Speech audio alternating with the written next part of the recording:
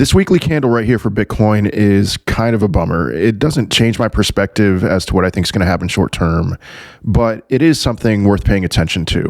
So I posted out this tweet in March, basically pointing out two lines in the sand that would change my perspective as to whether or not I was a bull or a bear. The lower line was the 50-week simple moving average, which at the time was $75,500. Now it's closer to about $78,000.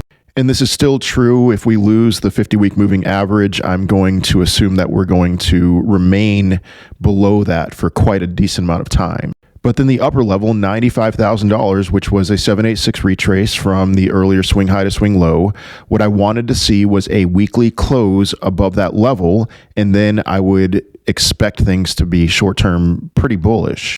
And then on Friday, Bitcoin closed around 97,000. We created a CME futures gap at that level. But then Saturday and Sunday and leading into today, we've continued to go down. And when we had that $97,000 close on Friday, the likelihood that we would close the week below $95,000 was very low.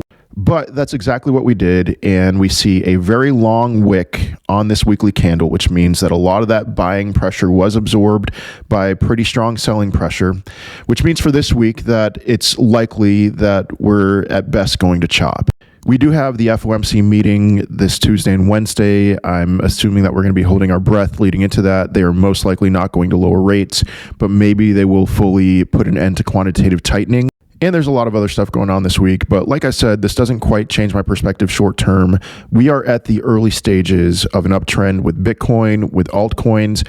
I find it unlikely that we're going to all of a sudden now break that uptrend to the downside. Anything's possible. But until that happens, until we see a lower low or a lower high on the daily chart in the total altcoin market cap or the Bitcoin price chart, then my bias is going to remain bullish. And, I wasn't interested in buying the dip or DCAing or hodling when we were in a downtrend, but now that's my perspective, is that dips are for buying until at least we see some kind of reversal in the market to the downside.